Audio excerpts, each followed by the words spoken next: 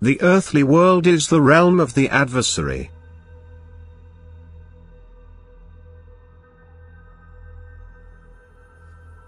Since the earthly world is my adversary's kingdom, he also has a certain right in it which will not be curtailed by me, but which you humans can dispute if you don't bow to his will. For he seeks to influence your will precisely through the world, through everything that is connected to matter.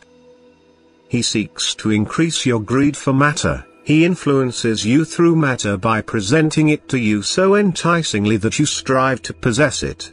I do not deny him his activity and intention because he still has a right to you, you who once voluntarily followed him to the abyss.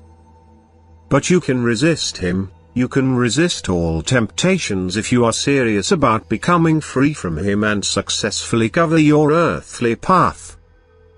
For he cannot force your will, you can decide for yourselves in utmost freedom, and you should use this freedom correctly. You should recognize the world as his kingdom and try to escape from him. For I will always help you to do so if it is your sincere will. And thus you can never release yourselves from the responsibility towards your soul, because you alone decide whether my adversary retains power over you or you become free from this power. He cannot force you, and I likewise do not use coercion, neither towards you nor towards him. But to the same extent as he tries his arts of seduction on you, I am also willing to provide you with gifts of grace, so that it is therefore certainly possible for you to resist him. And if people's current spiritual state is so low, if their thinking is only materially oriented and all their thoughts and aspirations are only directed towards the attainment of earthly possessions, then this can only be attributed to people because they voluntarily comply with my adversary's wishes, although they could nevertheless resist him. Time and again it is freedom of will which determines every person's spiritual state, but which is not taken away from him as long as he stays on this earth as a human being.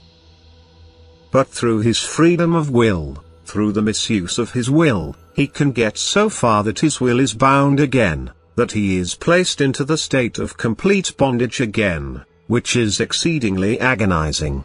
That he himself becomes matter, which he aspired to during his life on earth. Then the adversary will certainly have won the victory by preventing the return to me, but he will only have delayed it, and the spiritual substance, which he believed to gain for himself through his influence, will be withdrawn from his power and influence again. And this also means weakening of himself again for an infinitely long time.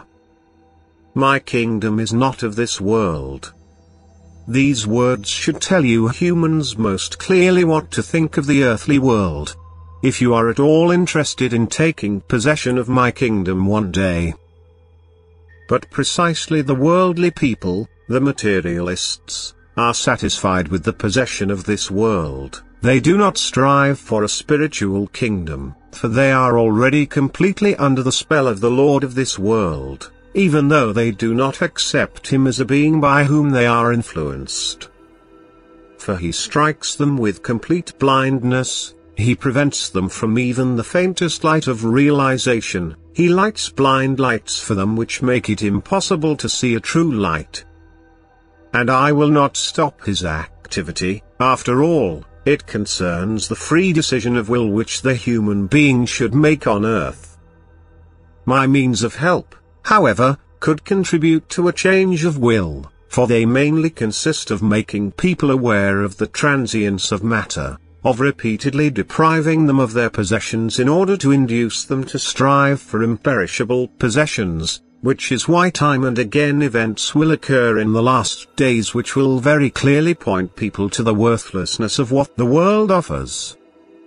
For I will not refrain from helping people, I will do everything in order to save them from the fate of a new banishment, the significance of which people don't know and don't believe when the knowledge is conveyed to them. And therefore much will still happen before the last day comes, which will then also irrevocably decide the fate of all people. Amen.